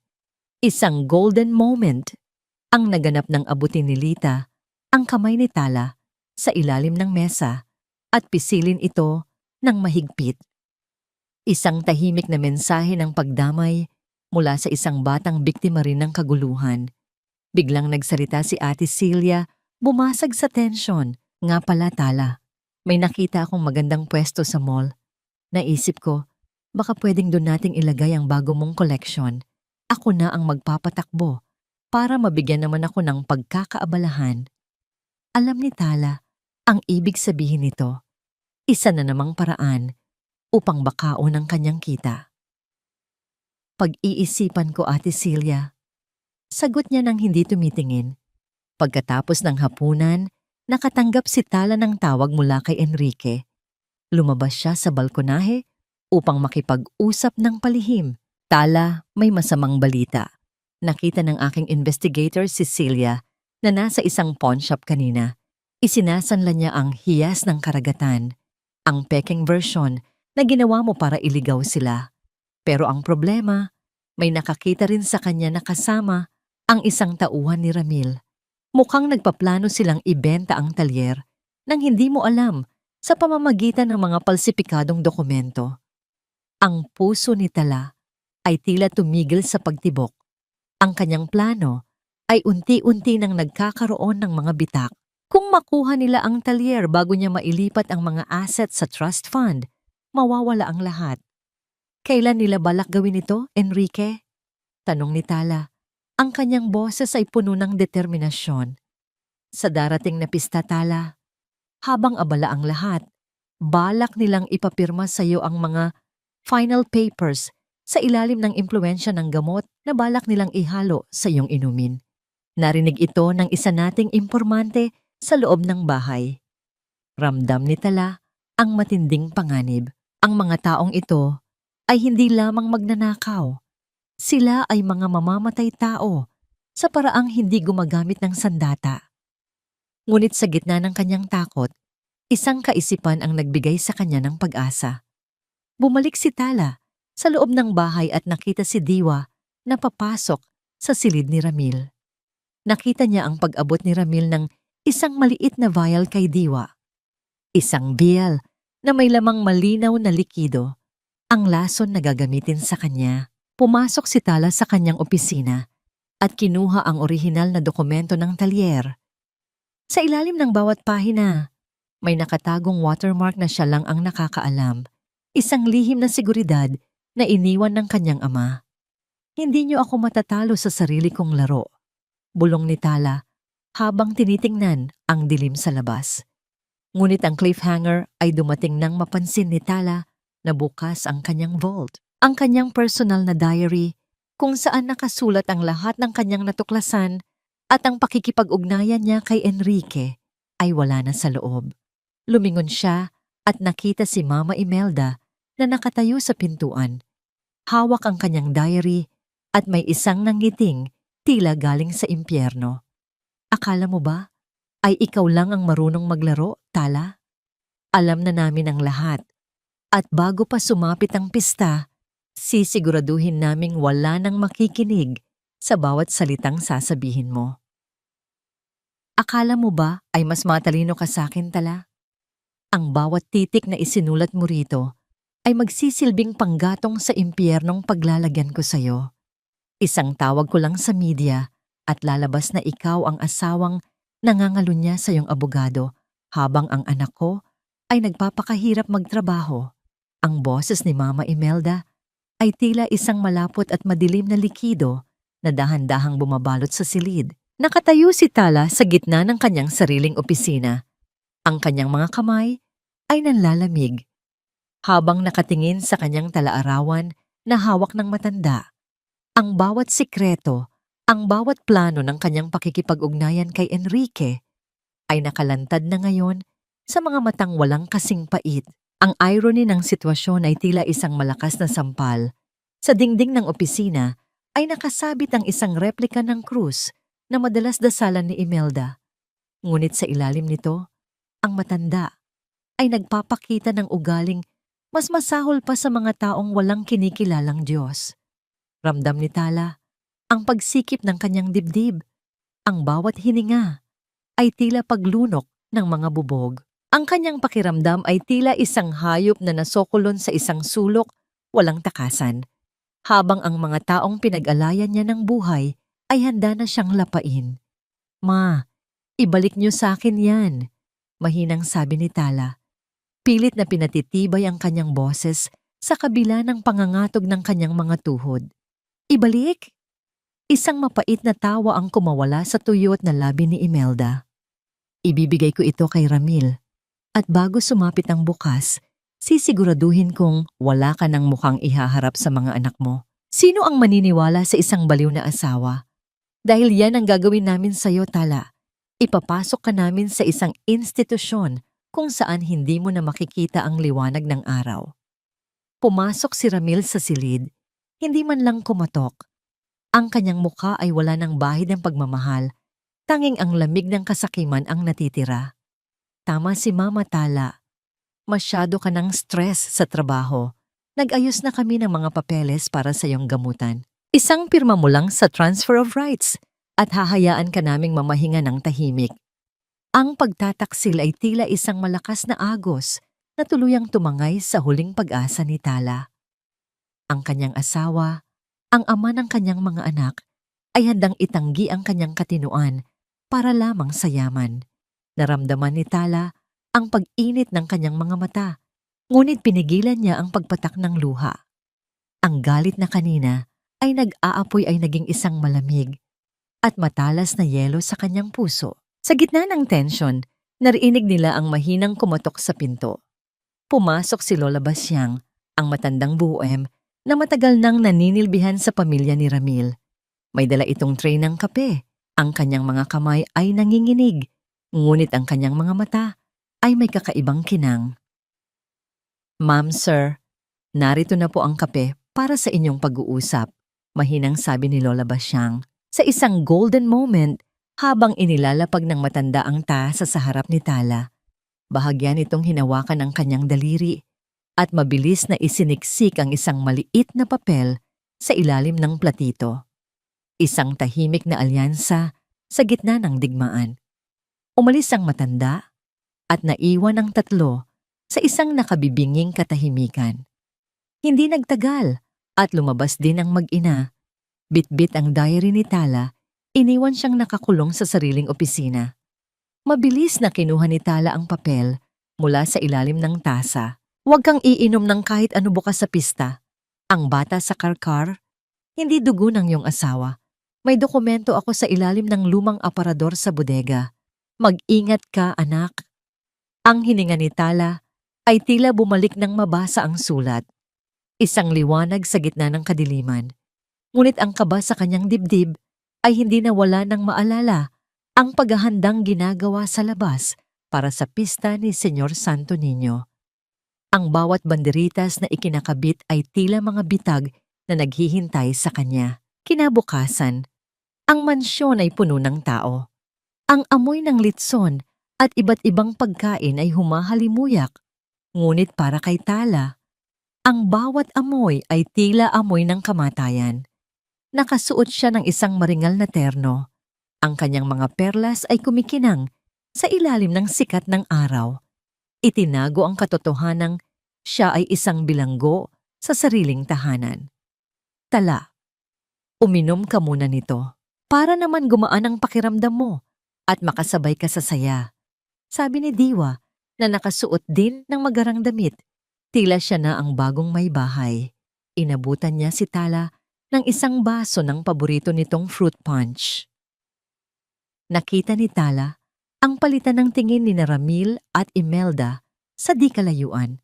Ang vial na nakita niya kagabi ay sigurado siyang nandoon na sa loob ng basong yon. Ang kanyang puso ay tumibok ng mabilis. Tila isang tambol na nagbababala ng panganib. Salamat, Diwa. Ang boses ni Tala ay kalmado. Isang maskara ng katapangan. Pero gusto kong mag-alay muna tayo ng dasal bago ako uminom. Hindi ba, Mama Imelda? Para sa kaligtasan ng ating pamilya. Napilitang lumapit ang matanda. Sa harap ng mga bisita, kinuha ni Tala ang baso at tinaas ito. Para sa katotohanan na palaging lumulutang at para sa mga lihim na hindi mananatiling tago. Dinala ni Tala ang baso sa kanyang mga labi. Ang lahat ay tila tumigil. Ang mga mata ni Diwa ay nanlalaki sa pananabik. Ang kamay ni Ramil ay humigpit sa baso ng kanyang sariling inumin. Ngunit bago pa madikit ang likido sa kanyang labi, isang malakas na tunog ng pagkabasag ng isang mamahaling florera sa loob ng bahay ang narinig ng lahat. Sa kaguluhan, mabilis na ibinuhos ni Tala ang laman ng kanyang baso sa isang paso ng halaman at nagpanggap na nahilo. Tala, anong nangyari? Tanong ni Ramil. Agad na lumapit, ngunit may bakas ng kaba. Medyo, nahilo lang ako, Ramil. Baka nga kailangan ko na ng gamot na sinasabi niyo. Bulong ni Tala, pinatitibay ang kanyang pagpapanggap. Habang inaalalayan siya pabalik sa silid, nakita ni Tala ang anino ni Enrique sa labas ng gate, kasama ang ilang mga lalaking nakauniforme. Ang kanyang puso ay lumundag sa pag-asa. Ngunit ang cliffhanger ay dumating nang marinig niya ang bulong ni Mama Imelda sa kanyang tainga habang sila ay paakyat ng hagdan. Akala mo ba nakatakas ka na, Tala? Ang mga anak mo, sina Lito at Lita, wala na sila sa kanilang kwarto. Isinama sila ni Celia sa isang road trip na hindi mo alam kung saan ang hantungan hanggat hindi mo napipirmahan ang lahat. Ang mundo ni Tala ay tila tuluyang gumuho. Ang kanyang mga anak ay wala na sa kanyang paningin at ang tanging alas na hawak niya ay ang katotohanang siya ay gising pa sa gitna ng kanilang lason. Isang pirma mo lang, Tala, at matatapos na ang lahat ng paghihirap na ito. Pero kung magmamatigas ka pa, baka ang susunod na makita mo ay ang mga gamit na lang ng mga anak mo na palutang-lutang sa dalampasigan. Ang boses ni Ramil ay tila isang malamig na talim na humihiwa sa bawat hibla ng pagkatao ni Tala. Nakatayo sila sa madilim na pasilyo ng ikalawang palapag ng mansyon, malayo sa ingay at katuwaan ng pista sa ibaba. Ang irony ng sitwasyon ay tila isang mapait na lason. Sa labas ay naririnig ang malakas na tambol ng sinulog, ang hiyawan ng pitsenyor, at ang masayang awitan ng mga deboto. Ngunit sa loob ng kanyang sariling tahanan, ang bawat hininga ni Tala ay tila isang hakbang patungo sa kanyang sariling libingan. Ramdam ni Tala ang panlalamig ng kanyang mga daliri, isang panginginig na nagsisimula sa kanyang kaibuturan at lumalabas sa kanyang balat. Ang kanyang puso ay tila isang ibon na pilit kumakawala sa isang masikip na hawla. Bawat tibok ay puno ng takot para sa kanyang mga anak. Ang bawat dekorasyong inilagay niya para sa pista, ang mga makukulay na banderitas na nakasabit sa bintana ay tila mga kadenang nagpapaalala sa kanya ng kanyang pagkakabilanggo. Nasaan ang mga anak ko, Ramil? Mahinang tanong ni Tala. Ang boses ay tuyot at puno ng pighati. Paano mo nagawang gamitin ang sarili nating dugo para lang sa pera? Pera? Isang mapanguyam na tawa ang kumawala sa mga labi ni Ramil habang iniaabot ang isang ballpen. Hindi lang ito tungkol sa pera, Tala. Tungkol ito sa kalayaan. Kalayaan ko mula sa anino mo, mula sa kayamanan ng tatay mo na palaging ipinamumukha sa akin na wala akong kwenta. Lumapit si Mama Imelda. Ang kanyang mga kamay na may hawak na rosaryo ay nakapatong sa balikat ni Ramil. Tila isang aninong nagbibigay ng basbas sa kasamaan. Huwag ka ng maraming salita. Tala, pirmahan mo na ang transfer of rights ng talyer at ng mansyon. Kapag natapos na ang notaryo, ituturo namin sa iyo kung saang beach resort dinala ni Celia ang mga bata. Ang bawat segundo ay tila isang taon sa pakiramdam ni Tala. Ang kanyang isipan ay naglalakbay sa mukha ni Lito at Lita, ang kanilang mga tawa, ang kanilang mga yakap bago matulog. Ang ideya na sila ay nasa panganib sa kamay ng sarili nilang tiyahin ay tila isang malakas na suntok sa kanyang sikmura. Ang kanyang pagkatao ay dahan-dahang nadudurog, tila isang kabibe na pinupukpok ng malalaking bato. Ngunit sa gitna ng kanyang kawalan ng pag-asa, biglang sumagi sa kanyang isip ang sulat ni Lola Basyang. Ang bata sa karkar, hindi dugo ng iyong asawa. Huminga ng malalim si Tala, pilit na pinatitigas ang kanyang kalooban. Isang golden moment ang naganap nang itaas niya ang kanyang ulo at tumitig ng diretso sa mga mata ni Ramil, hindi bilang isang biktima, kundi bilang isang inang handang pumatay para sa kanyang mga anak. Sige, pipirma ako. Ang batingaw ng kanyang tinig ay malamig at puno ng determinasyon. Pero gusto kong makausap ang mga anak ko. Ngayon din, ipakita niyo sa akin na ligtas sila. O kahit patayin niyo ako rito, hindi niyo makukuha ang kahit isang sentimo. Nagkatinginan sina Ramil at Imelda. Dahil sa desperasyon, inilabas ni Ramil ang kanyang telepono at tinawagan si Celia sa pamamagitan ng video call. Nang bumukas ang screen, nakita ni Tala ang kanyang mga anak na nakaupo sa loob ng isang maliit at madilim na silid, umiiyak at nakagapos ang mga kamay. Si Celia ay nakatayo sa likuran nila, may hawak na gunting na malapit sa buhok ni Lita. Mami! Mami! Tulong po! Ang sigaw ni Lita ay tila isang kutsilyong bumaon sa puso ni Tala. Hayop ka, Celia! Sigaw ni Tala. Ang kanyang galit ay hindi na mapigilan. Pirma muna bago ang kaligtasan nila, Tala. Ang boses ni Celia sa telepono ay puno ng panunuya. Kinuha ni Tala ang panulat, ngunit bago idampi ang dulo nito sa papel, isang malakas na katok ang narinig sa pinto ng mansyon. Hindi ito katok ng isang bisita. Ito ay ang marahas na paghampas ng mga awtoridad. Ramil Garcia. Buksan ang pinto. May warrant kami para sa paghahanap at pag-aresto.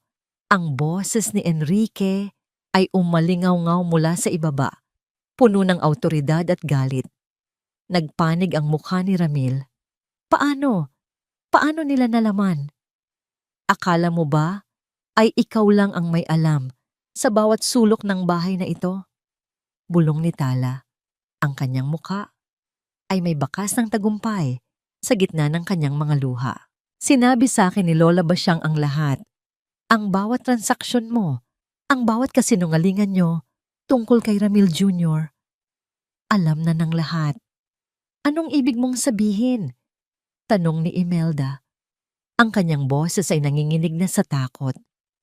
Ang batang paborito mo, ma, sabi ni Tala habang dahan-dahang tumatayo. Hindi apo ng pamilyang Garcia. Ginamit lang kayo ni Diwa para magkaroon ng tagapagtustos. At habang abala kayo sa pagnanakaw sa akin, ang tunay mong manugang ay abala sa pakikipagkita sa tunay na ama ng bata. Ang katahimikan sa pasilyo ay tila naging isang malakas na pagsabog. Ang mukha ni Imelda ay naging kasing putla ng bangkay, habang si Ramil ay tila nawalan ng lakas sa kanyang mga binti. Sa sandaling iyon, ang pinto ng mansyon ay nabuksan at pumasok si Enrique kasama ang mga pulis, ngunit ang panganib ay hindi pa natatapos. Hawak pa rin ni Celia ang mga bata sa telepono. "Huwag kayong lalapit!" Sigaw ni Ramil. Sa tindi ng kanyang pagkataranta, mabilis niyang dinampot ang matulis na letter opener sa mesa at itinapat iyon sa gilid ng kanyang leeg. "Paikutin mo sila, Tala! Paalisin mo sila rito! Kung hindi, uutusan ko si Celia na saktan ng mga bata." Napahinto ang lahat. Huminto ang mga yabag sa pasilyo. Maging ang mga gwardiya ay natigilan, tila walang sino mang makagawa ng susunod na galaw. Ang hangin sa loob ng gusali ay naging mabigat. Parang bawat paghinga ay may dalang banta. Nakatayo si Tala, bahagyang nanginginig ang mga kamay, ngunit hindi bumibitaw ang kanyang titig. Sa sandaling iyon, malinaw niyang nakita. Hindi galit ang namamayani kay Ramil, kundi matinding takot. Takot na mawalan ng kapangyarihan. Takot na tuluyang malantad ang katotohanan. Tumingin si Tala sa screen ng telepono, sa kanyang mga anak na nagmamakaawa, at pagkatapos ay kay Ramil na tuluyan ng nilamon ng kanyang sariling kadiliman. Ang bawat tambol sa labas ay tila naging tibok ng isang orasan na nagbibilang ng huling sandali. Hanggang saan ang kayang isakripisyo ng isang ina kapag ang kaligtasan ng kanyang mga anak ay nakasalalay sa isang lalaking wala ng anumang mawawala. At anong sikreto pa ang itinatago ni Enrique na maaaring maging huling alas upang mabawi ang mga bata bago pa maging huli ang lahat. "Patayin mo na ako, Ramil, pero hinding-hindi mo na makukuha ang kaluluwa ng pamilyang ito. Ang bawat sentimong ninakaw nyo ay may bahid ng sumpa ng aking ama. At ngayong gabi, ang sumpang iyan ang tatapos sa inyo." Ang tinig ni Tala ay hindi na nanginginig. Ito ay malamig, matigas, at puno ng isang uri ng kapangyarihang nagmumula sa isang pusong wala nang ititira dahil naibigay na ang lahat. Nakatayo siya sa gitna ng pasilyo. Ang kanyang anino ay humahaba sa ilalim ng madilim na ilaw, habang sa labas, ang ingay ng tambol ng sinulog ay tila isang mabilis na tibok ng pusong nagbababala ng kamatayan. Ang irony ng sandaling ito ay tila isang mapait na tawa ng tadhana. Sa kalsada, ang mga tao ay sumasayaw para sa himala. Ngunit sa loob ng mansyong ito, ang tanging himalang hinihiling ni Tala ay ang kaligtasan ng kanyang mga anak mula sa kamay ng sarili nilang ama. Ramdam ni Tala ang bawat butil ng pawis na dumadaloy sa kanyang likuran, tila mga uod na gumagapang sa kanyang balat. Ang kanyang paningin ay nakatutok sa matalas na letter opener na hawak ni Ramil, ngunit ang kanyang isipan ay lumilipad sa madilim na kwarto kung nasaan ang kanyang mga anak. Ang bawat hiyaw ng pit senyor mula sa labas, ang mga tunog ay tila mga kuko na kumakamot sa kanyang isipan, paulit-ulit na nagpapaalala na ang mundo ay patuloy na umiikot habang ang kanyang buhay ay nakasabit sa isang manipis na hibla ng kawalang katiyakan. "Huwag kang lalapit, Enrique!" sigaw ni Ramil. Pumipiyok ang tinig sa matinding tensyon. "Isang hakbang pa at uutusan ko si Celia na saktan ng mga bata." Nanlilisik ang kanyang mga mata. Hindi na yun simpleng galit, kundi desperasyon ng isang taong tuluyan ng nilamon ng sariling kasakiman at takot na mawalan ng kapangyarihan. "Ramil, bitawan mo yan." Ang boses ni Enrique ay kalmado, ngunit may talim ng awtoridad. "Hindi mo na kailangang dagdagan ang kasalanan mo. Hawak na ng mga pulis si Celia. Kanina pa nila natunto ng beach resort sa Liloan. Ligtas na ang mga bata." Ang katahimikan na sumunod sa mga salitang yon ay tila isang malakas na pagsabog. Ang letter opener sa kamay ni Ramil ay dahan-dahang bumaba at ang kanyang mukha ay nawalan ng kulay. Tila isang telang binuhusan ng asido. Ang kanyang mga balikat ay bumagsak at sa isang sandali, nakita ni Tala ang tunay na anyo ng lalaking minahal niya. Isang maliit, mahina, at duwag na nilalang na nagtangkang magpanggap na higante. Liligtas? Ang nauutal na tanong ni Mama Imelda, na kanina pa nakasandal sa pader. Ang kanyang mga kamay, na may hawak na rosaryo, ay nanginginig ng husto, at ang mga butil ng kahoy ay isa-isang nalaglag sa sahig. Lumilikha ng maliliit na tunog ng pagkabigo sa gitna ng katahimikan. Oo, Imelda, at hindi lang iyon. Patuloy ni Enrique habang naglalakad palapit. Ang kanyang bawat hakbang ay tila paghatol ng hustisya. Ang doktor na binayaran niyo para palsipikahin ang DNA test ay nasa kustodya na rin ng mga pulis. Umamin na siya sa lahat, pati ang mga iligal na transaksyon ni Ramil sa talyer. Lahat ay dokumentado na. Sa sandaling iyon, bumukas ang pinto ng mansyon at pumasok si Diwa. Ngunit hindi ang Diwa na mapagmalaki ang nakita ni Tala. Ang kanyang buhok ay gulo-gulo, ang kanyang damit ay may mga mantsa ng luha, at hawak niya ang isang pirasong papel na tila ito na ang kanyang huling hininga. Ramil, niloko mo ako. Ang tili ni Diwa ay puno ng puot at pighati. Sabi mo ay ikaw ang nagmamay-ari ng lahat. Sabi mo ay magiging reyna ako ng bahay na ito. Pero ang totoo, wala kang kahit ano, kundi ang mga utang na ipinangalan mo sa akin. Lumingon si Tala sa babaeng sumira sa kanyang pamilya. Isang golden moment ang naganap nang makita niya ang sariling refleksyon sa mga mata ni Diwa. Pareho silang biktima ng isang lalaking walang ibang minahal kundi ang sarili niya. Ngunit ang pagkakaiba, si Tala ay bumangon habang si Diwa ay tuluyan ng nalubog sa putik na siya rin ang may gawa. Tapos na ang palabas, Ramil. Ang boses ni Tala ay puno ng kapayapaan na tila isang dalampasigan pagkatapos ng malakas na bagyo. Makaalis ka na sa bahay ko at isama mo na ang iyong ina at ang iyong kabit. Ang bawat hibla ng kurtina, ang bawat butil ng alikabok sa bahay na ito ay hindi na inyo. Tala, pakiusap, patawarin mo ako. Ang pagluhod ni Ramil sa harap ni Tala ay tila isang eksena sa isang malungkot na dula. Ang kanyang mga luha ay dumadaloy, ngunit para kay Tala, ang mga luhang yon ay tila mga patak ng tubig sa disyerto, walang saysay at huli na. Ang patawad ay ibinibigay sa mga taong nagkamali, Ramil, hindi sa mga taong pumatay sa tiwala at nagtangkang pumatay sa sariling mga anak. Sagot ni Tala habang dahan-dahang tumatalikod. Inalalayan ng mga pulis si Ramil at si Imelda palabas ng mansyon. Ang bawat hakbang ng matanda ay tila isang pag-amin ng kanyang pagkatalo. Ang kanyang rosaryo ay naiwang nakakalat sa sahig, tila mga luhang kahoy na wala ng silbi. Si Diwa naman ay naiwang nakaupo sa hagdan, umiiyak ng walang tigil habang hawak ang mga dokumentong nagpapatunay ng kanyang sariling pagkawasak. Naiwan si Tala at Enrique sa gitna ng sala. Ang katahimikan ay tila isang mainit na kumot na bumabalot sa kanila. Lumapit si Enrique at hinawakan ng kamay ni Tala, isang hawak na puno ng respeto at lihim na pangako. Tapos na, Tala. Ligtas na ang lahat, mahinang sabi ni Enrique. Ngunit bago pa makasagot si Tala, tumunog ang kanyang telepono. Isang tawag mula sa ospital kung saan dinala ang mga bata para sa check-up. Mrs. Garcia, kailangan niyo pong pumunta rito agad. Ligtas po ang mga bata. Pero may natuklasan kaming isang bagay sa dugo ni Lita na kailangan niyong malaman. May kinalaman ito sa gamot na ibinigay sa kanya ni Celia.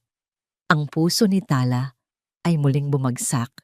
Ang tagumpay na kanina lang ay tila napakatamis, ay biglang naging lasang abo. Isang katanungan ang pilit na bumubutas sa kanyang isipan.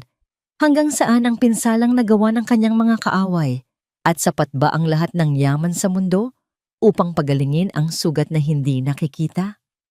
Mamatay ba ang anak ko Dahil lamang sa isang vial ng inyong kasakiman, ang boses ni Tala ay tila isang mahina, ngunit matalim na kalansing ng nabasag na kristal sa gitna ng malamig at payapang hallway ng ospital. Nakatayo siya sa harap ng puting pinto ng intensive care unit. Ang kanyang mga kamay ay nakadikit sa salamin. Pilit na inaabot ang kanyang anak na si Lita na natutulog sa gitna ng mga kumikislap na makina. Ang irony ng sitwasyon ay tila isang malupit na biro ng tadhana.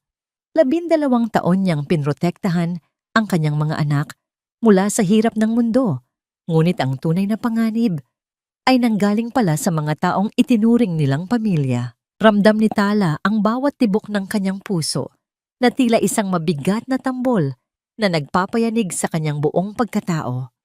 Ang amoy ng alkohol at gamot sa paligid ay tila sumasakal sa kanya, nagpapaalala sa bawat segundo ng kawalang katiyakan. Ang kanyang paningin ay lumalabo dahil sa mga luhang pilit niyang pinipigilan. Ayaw niyang makita siya ng kanyang anak na mahina.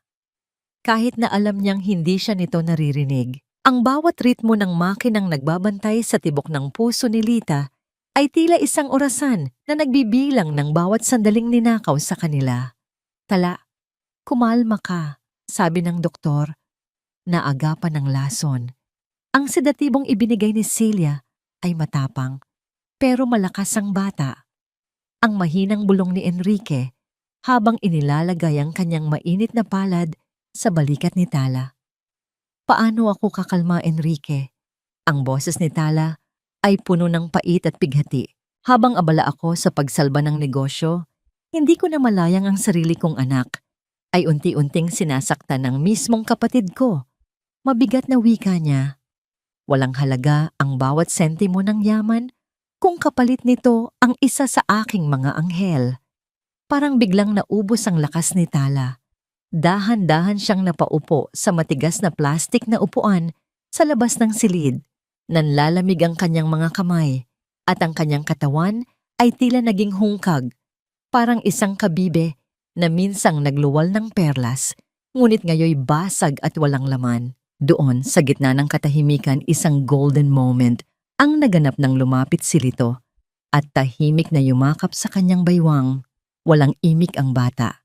Ngunit ang bawat patak ng luha nito na tumatago sa suot na blusa ni Tala ay mas malakas pa sa anumang sigaw. Hinaplos ni Tala ang buhok ng kanyang anak at sa sandaling iyon, naramdaman niya ang bigat ng responsibilidad na hindi lamang bumangon kundi ang maging kanlungan ng kanyang mga anak sa gitna ng wasak na mundo. Habang naghihintay, dumating ang balita mula sa presinto. Si Celia ay tuluyan ng bumigay at umamin sa lahat ng utos ni Imelda at Ramil. Ang bawat dumi ng kanilang plano ay lumabas na sa liwanag. Si Ramil ay nasa loob ng rehas, hindi dahil sa utang, kundi dahil sa pagiging kasabwat sa kidnapping at child endangerment. Si Imelda naman, ang babaeng laging may hawak na rosaryo, ay hindi na makatingin ng diretso sa kahit kanino dahil sa tindi ng hiya na bumabalot sa kanyang pangalan sa buong Cebu. Ngunit para kay Tala, ang hustisya ay hindi na lasang matamis. Ito ay lasang abo. Ang pagkapanalo niya sa korte at sa negosyo ay tila isang hungkag na tropeyo, habang ang kanyang anak ay nakikipaglaban para sa kanyang buhay. Mrs. Garcia, gising na po si Lita. Ang malumanay na boses ng nurse ay tila isang himig mula sa langit. Mabilis na pumasok si Tala sa loob ng silid. Nakita niyang dahan-dahang iminumulat ni Lita ang kanyang mga mata. Ang unang salitang lumabas sa mga labi ng bata ay hindi daddy, kundi ang pangalan ng kanyang ina. Mami, sorry po. Hindi ko po naubos ang pagkain. Mahinang bulong ni Lita. Ang kanyang boses ay tila isang hininga ng hangin. Napaiyak si Tala. Isang iyak na puno ng pasasalamat at pagpapalaya. Huwag kang mag-sorry, anak. Nandito na si Mami. Hindi ka na muling masasaktan ng kahit sino. Hinding-hindi na. Sa paglipas ng mga araw, unti-unting bumalik ang kulay sa pisngi ni Lita. Ang mansyon na dati ay puno ng dumi ng kasinungalingan ay dahan-dahan nang nililinis ni Tala. Ang bawat gamit na nagpapaalala kay Ramil at Imelda ay ipinamigay o itinapon na niya. Ang talyer ng perlas ay muling nagbukas, ngunit sa pagkakataong ito, hindi na ito para sa karangyaan ng iba, kundi para sa kinabukasan ng mga kababaihang tulad niya na biktima rin ng pagtataksil. Nakatayo si Tala sa balkonahe ng ospital bago sila tuluyang makauwi. Tiningnan niya ang paglubog ng araw sa dagat ng Cebu. Ang bawat sinag ng araw na tumatama sa tubig ay tila libu-libong perlas na kumikinang ng malaya. Sa kanyang tabi, nananatiling anino ng proteksyon si Enrique. Anong balak mo ngayon, Tala? Tanong ng abogado. Aalis kami, Enrique. Ang sagot ni Tala ay may kasamang matatag na ngiti. Iiwan namin ang mansyong ito. Pupunta kami sa bundok, sa lupain ni Papa sa Bukidnon. Gusto kong doon lumaki ang mga anak ko, sa lugar kung saan ang hangin ay malinis at ang bawat pangako ay kasing tibay ng lupa. Sasama ako. Ang simpleng sagot ni Enrique na may kasamang malalim na titig, ngunit sa gitna ng katahimikan ng gabi, bago ang kanilang pag-alis, nakatanggap si Tala ng isang sulat mula sa kulungan. Isang sulat mula kay Ramil, nagsusumamo ng huling pagkakataon na makita ang mga bata. Tiningnan ni Tala ang sulat at pagkatapos ay ang kanyang mga anak na mahimbing na natutulog sa loob ng sasakyang nakahanda na sa pag-alis. Isang katanungan ang pilit na umaalingaw-ngaw sa kanyang diwa. Maaari bang magkaroon ng tunay na pagpapatawad sa isang taong hindi lamang nagnakaw ng yaman, kundi nagtangkang magnakaw ng buhay ng sariling anak? At sa kanyang pagtalikod, sa lungsod na puno ng sakit, handa na ba siyang buksan ang kanyang puso para sa isang bagong pag-ibig na walang hinihinging kapalit? Tala, huwag mo kaming iwan dito sa dilim. Ako ang ama ng iyong mga anak. Hindi mo ba naaalala ang lahat ng mga panunumpa natin sa harap ng altar? Ang tinig ni Ramil na nanggagaling sa likod ng makapal na salamin ng silid dalaw sa bilangguan ay tila isang desperadong gasgas ng kuko sa tuyot na lupa. Nakaupo si Tala sa kabila ng salamin. Ang kanyang likod ay tuwid at ang kanyang mga mata ay kasing linaw ng dagat pagkatapos ng isang malakas na bagyo. Ang irony ng sandaling ito ay tila isang huling hininga ng kahapon. Ang lalaking dati ay nagmamay-ari ng kanyang mundo at nagpapatakbo ng kanyang bawat ngiti. Ngayon ay isa na lamang aninong nakakulong sa rehas na gawa ng sarili nitong kasakiman. Ramdam ni Tala ang bawat pintig ng katahimikan sa loob ng malamig na silid. Ang amoy ng lumang bakal at semento ay tila isang malayo at malabong alaala kumpara sa bango ng mga pino at sariwang lupa ng Bukidnon na naghihintay sa kanya. Ang kanyang paningin ay nakatutok sa mga kamay ni Ramil na nakadikit sa salamin, mga kamay na dati niyang hinahawakan ng may buong tiwala. Ngunit ngayon ay tila mga maruming bakas na lamang ng isang nakaraang nais na niyang ibaon sa limot. Ang bawat salita ng pagmamakaawa ni Ramil ay tila mga bula sa hangin, nawawalan ng saysay bago pa man makarating sa kanyang pandinig. Ang altar na sinasabi mo, Ramil, ay matagal mo nang dinungisan nang payagan mong saktan ng iyong pamilya ang ating mga anak. Ang boses ni Tala ay kalmado, may lalim ng isang karagatang hindi na matitinag ng anumang unos.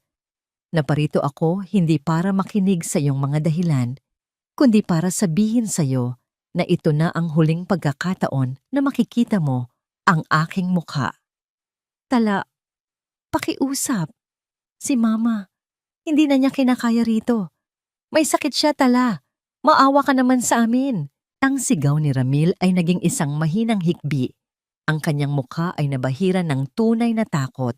Takot sa pag-iisa at sa katotohanang wala na siyang kontrol sa buhay ni Tala. Ang awa ay para sa mga taong marunong magsisi, Ramil. Ang sa inyo ay tinatawag na bunga ng inyong mga itinanim. Tugon ni Tala habang dahan-dahang tumatayo. Sa isang golden moment, Kinuha ni Tala mula sa kanyang bag ang huling piraso ng kanyang nakaraan, ang susi ng kanilang mansyon sa Cebu. Inilapag niya ito sa ibabaw ng mesa sa harap ng salamin. Ibinigay ko na ang mansyon sa isang foundation para sa mga batang biktima ng pang-aabuso. Wala na kayong babalikan, Ramil. Ang talyer, ang lupain ng aking ama, at ang puso ko, lahat ay malaya na sa inyo. Tumalikod si Tala nang walang anumang pag-aalinlangan. Ang bawat hakbang niya palabas ng gusali ng bilangguan ay tila pagtatapon ng mabibigat na kadena na 12 taon niyang dinala. Paglabas niya sa gate, sinalubong siya ng mainit na sikat ng araw at ang nakangiting mukha ni Enrique na naghihintay sa tabi ng sasakyan. "Handa ka na ba, Tala?" Tanong ni Enrique.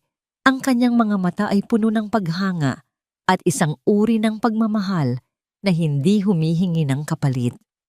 "Handang-handa na, Enrique," sagot ni Tala habang tinitingnan ang kanyang 2 anak, sina Lito at Lita, na masayang kumakaway sa loob ng sasakyan. Ang biyahe patungo sa Bukidnon ay tila isang mahabang panaginip na unti-unting nagkakatotoo. Habang umaakyat ang kanilang sasakyan sa mga kurbada ng kabundukan, ang bawat hininga ng malamig na hangin ay tila naglilinis sa bawat sugat ng kanyang kaluluwa. Ang mga luntiang bukirin at ang malawak na langit ay tila isang malaking yakap mula sa kalikasan, nagpapaalala sa kanya na ang buhay ay hindi nagtatapos sa pagtataksil, kundi nagsisimula sa pagpili sa sarili. Nakarating sila sa maliit na bahay na gawa sa kahoy at bato na ipinatayo ni Enrique para sa kanila. Doon, sa gitna ng katahimikan ng bukid, naramdaman ni Tala ang isang uri ng kaligayahan na hindi nabibili ng anumang alahas. Kinuha niya ang isang simpleng perlas na nakatago sa kanyang bulsa, ang unang perlas na ginawa niya pagkatapos ng trahedya. Hindi ito ang pinakamahalaga, hindi ito ang pinakamalaki, ngunit ito ang pinakamakinang dahil ito ay simbolo ng kanyang muling pagsilang. "Mommy, look! Ang daming bulaklak!" sigaw ni Lita habang tumatakbo sa damuhan. Ang tawa ng bata ay tila isang awit ng tagumpay na umalingaw-ngaw sa buong kapatagan. Lumapit si Enrique kay Tala at dahan-dahang hinawakan ang kanyang kamay. Walang mga salitang kailangan. Ang sapat na init ng kanilang mga palad ay sapat na upang sabihing nahanap na nila ang kanilang tahanan. Ngunit sa likod ng katahimikan at kapayapaang ito, isang malalim na katanungan ang naiwan sa puso ni Tala habang pinapanood ang paglubog ng araw sa likod ng mga bundok. Ang perlas ba ay tunay na nagniningning dahil sa ganda nito o dahil sa kakayahan nitong gawing hiyas ang bawat hapdi at sugat ng nakaraan? At sa bagong simula na ito, sapat na ba ang katahimikan ng bundok upang tuluyang malunod ang mga bulong ng dagat na minsang nagdala sa kanya ng matinding pighati? Isang huling tingin ang ibinigay ni Tala sa abot tanaw. Ang kanyang nakaraan ay tila isang barkong lumubog na sa kailaliman at siya, ang perlas na nakatakas, ay handa ng sumalubong sa bukang liwayway ng isang bagong pag-asa. Ang malamig na simoy ng hangin sa Bukidnon ay tila isang malambot na haplos ng sutla sa pisngi ni Tala habang siya ay nakatayo sa gitna ng kanyang taniman ng mga kape at bulaklak. Lumipas na ang 3 taon mula nang iwan niya ang maalat na hangin ng Cebu at ang mapapait na alaala ng kanyang nakaraan. Sa bawat paghinga niya ngayon, hindi na ang laso ng pagtataksil ang kanyang nalalanghap, kundi ang bango ng basang lupa at ang kalayaan ng isang pusong muling nabuo. Ang irony ng kanyang bagong buhay ay tila isang magandang tula. Dati, ang kanyang mundo ay umiikot sa pagpapakinis ng mga perlas mula sa ilalim ng dagat upang itago ang dumi ng kanyang tahanan. Ngayon, ang kanyang mga kamay ay puno ng dumi ng lupa, ngunit ang kanyang kaluluwa ay kasing linis ng kristal. Ang bawat tanim na kanyang pinalalaki ay tila isang simbolo ng kanyang sariling pag-usbong mula sa mga abo ng kanyang dating pagkatao. Ramdam ni Tala ang kapayapaan sa bawat sulok ng kanyang munting paraiso. Ang katahimikan ay hindi na nakabibingi. Ito ay naging isang himig ng kapanatagan. Sa malayo, naririnig niya ang tawanan ni Lito at Lita habang tinutulungan ni Enrique na magpalipad ng saranggola. Ang mga bata ay malulusog, masaya, at higit sa lahat, malaya sa takot na minsang gumapos sa kanilang maliliit na puso. Tala, malalim na naman ang iniisip mo. Ang malambing na boses ni Enrique ay tila isang kwerdas ng gitara na nagpabalik sa kanya sa kasalukuyan. Lumapit ang lalaki at tumayo sa kanyang tabi. Ang kanyang presensya ay tila isang matibay na pader na handang sumangga sa anumang unos.